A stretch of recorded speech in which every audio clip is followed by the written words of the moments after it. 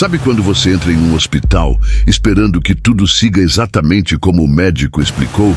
Que vai dar tudo certo, que é um simples procedimento de rotina e que em poucas horas você estará de volta para casa? Pois foi exatamente isso que eu acreditei, até o momento em que acordei da anestesia. Nada poderia me preparar para o que estava por vir. Essa história não é sobre cortes e bisturis. É sobre confiança quebrada, sobre um erro imperdoável e sobre o que eu descobri ao tentar entender o que realmente aconteceu naquela sala cirúrgica. Antes da gente mergulhar nessa história que parece saída de um filme de suspense médico, comenta aqui embaixo de qual cidade e país você está assistindo. Quero muito saber até onde essa história vai chegar. E prepare-se, porque o que você vai ouvir agora pode mudar sua visão sobre procedimentos simples. Eu sempre fui uma pessoa saudável. Nunca precisei passar mais do que uma consulta de rotina no hospital. Mas, nos últimos meses, uma dor insistente no abdômen começou a afetar meu dia a dia. Nada alarmante, segundo meu médico. Provavelmente um cisto simples no ovário, ele dizia. Vamos marcar uma laparoscopia. Procedimento rápido, menos de 1 hora, e você volta para casa no mesmo dia. Eu confiei. Fiz todos os exames, segui cada instrução à risca. E quando a data da cirurgia chegou, fui sozinha, tranquila, até animada com a ideia de finalmente me livrar daquela dor chata. Fui recebida por uma enfermeira simpática que me levou até o quarto. Ela me explicou os passos, disse que logo a anestesista viria conversar comigo. E veio mesmo, uma mulher jovem, com olhos firmes e voz tranquila. Você vai dormir rapidinho e quando acordar, já vai ter terminado. Eu sorri, assinei os papéis e esperei. O que eu não sabia é que aquele seria o último momento em que minha vida parecia normal. Quando me levaram até o centro cirúrgico, tudo parecia limpo, organizado, profissional. A maca gelada me deu arrepios, mas o soro na veia e a máscara de oxigênio logo me colocaram em um sono profundo. E aí, tudo se apagou, literalmente. Eu acordei com um gosto metálico na boca. Meus olhos estavam pesados, minha garganta seca e o teto branco do hospital parecia girar. A primeira coisa que senti foi um desconforto forte no corpo, mas não era na área da cirurgia, era mais acima. Meu peito parecia pressionado, um aperto diferente.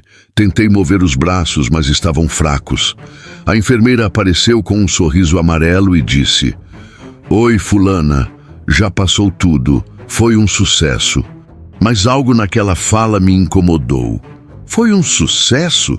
Eu pensei. Então por que estou sentindo dor em outro lugar?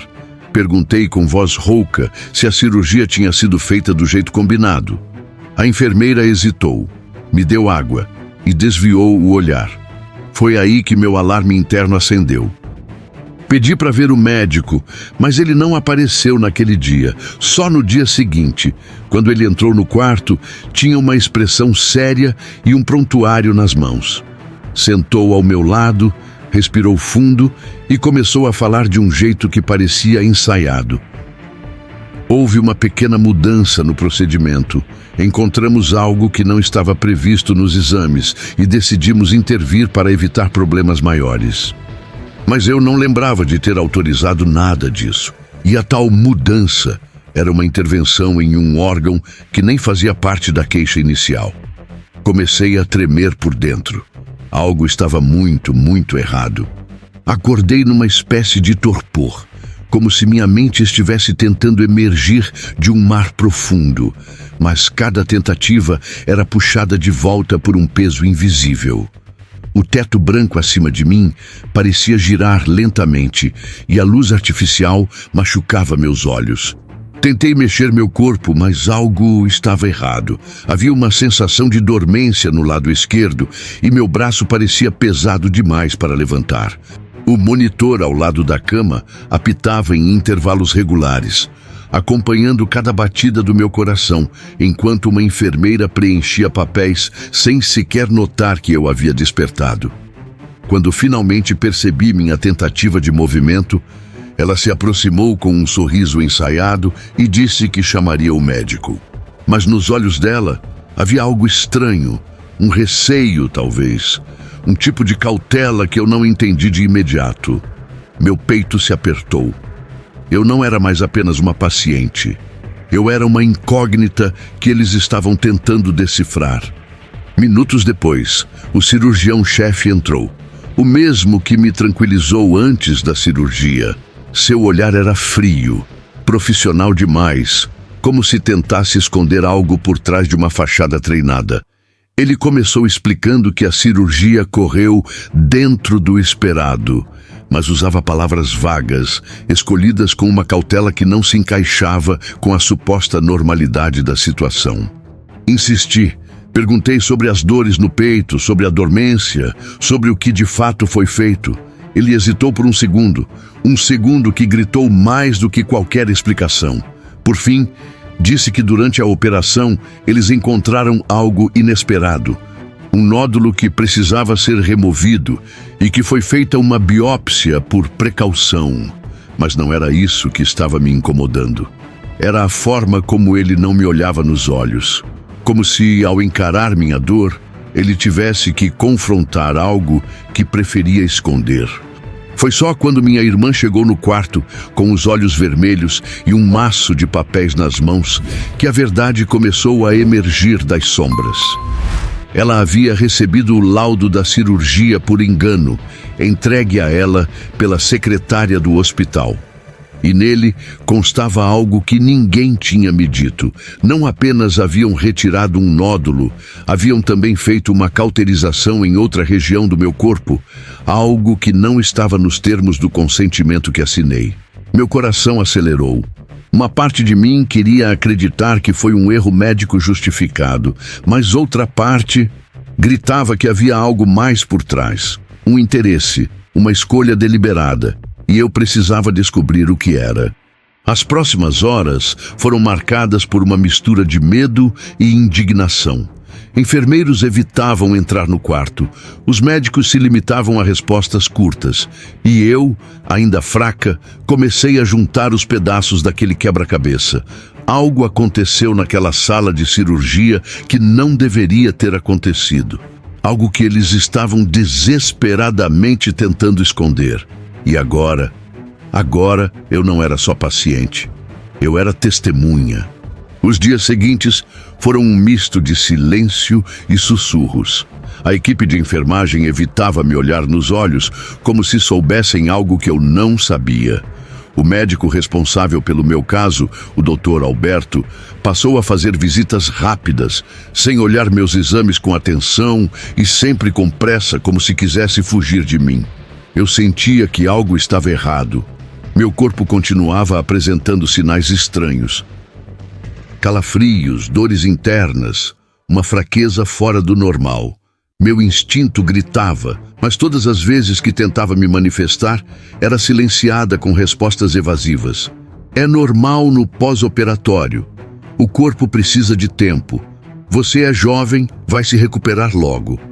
Mas no fundo eu sabia. Aquilo não era normal, então decidi agir. Pedi à minha irmã, que sempre esteve ao meu lado, que buscasse minha ficha médica. Ela conseguiu, e o que encontramos ali nos deixou em choque. Durante a cirurgia, havia ocorrido uma perfuração em um órgão vital. Um erro gravíssimo, mas nada disso havia sido comunicado. Eles tinham omitido essa informação de propósito, provavelmente para evitar processos, exposição ou simplesmente por orgulho profissional. Meu corpo estava sofrendo as consequências de um erro médico que foi escondido com frieza. E agora, com as provas em mãos, eu precisava decidir. Me calaria, como tantas outras pessoas fazem, ou enfrentaria tudo por justiça. Com a ficha médica nas mãos, procurei imediatamente um advogado especializado em negligência médica. Ele me ouviu com atenção, analisou os documentos e foi direto.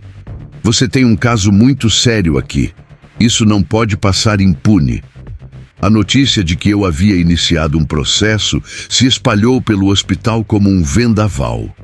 Enfermarias murmuravam. Alguns funcionários passaram a me tratar com frieza. Outros demonstraram apoio silencioso. Mas o que mais me surpreendeu foi o Dr. Alberto. Ele apareceu no meu quarto, sem jaleco, como um homem comum, e disse apenas: "Me perdoe, eu errei." Por um momento senti pena, mas logo lembrei de cada dor, cada noite sem dormir, cada mentira que me foi dita. A justiça precisava ser feita. O processo foi doloroso e lento, como todas as batalhas contra instituições poderosas são, mas a verdade prevaleceu. O hospital foi condenado a pagar uma indenização, o médico afastado, e o caso virou manchete. Recebi mensagens de outras pacientes que passaram por situações parecidas, mas não tiveram coragem de denunciar. Eu tinha quebrado o silêncio. E com isso, entendi que minha história não era só minha. Ela era de milhares de outras mulheres caladas, com corpos feridos e vozes sufocadas. Hoje, me tornei porta-voz dessas vozes. Minha vida mudou para sempre. A dor ficou, mas transformada em força. Hoje, quando olho para minha cicatriz, não vejo apenas um erro médico. Vejo a força de alguém que se recusou a ser silenciada. Minha cirurgia era de rotina, mas o que fizeram comigo mudou tudo. A tentativa de esconder a verdade quase destruiu minha saúde e minha fé na medicina, mas foi justamente essa dor que me empurrou para um caminho inesperado. A luta por justiça. Enfrentar um sistema que tenta encobrir os próprios erros não é fácil, mas se minha história puder evitar que outra pessoa sofra em silêncio, então tudo valeu a pena. Agora, te peço, comente aqui embaixo de qual cidade e país você está nos assistindo. E se você já passou por algo parecido ou conhece alguém que viveu um drama como esse, compartilhe. Histórias como a minha não podem ser enterradas, elas precisam ser contadas.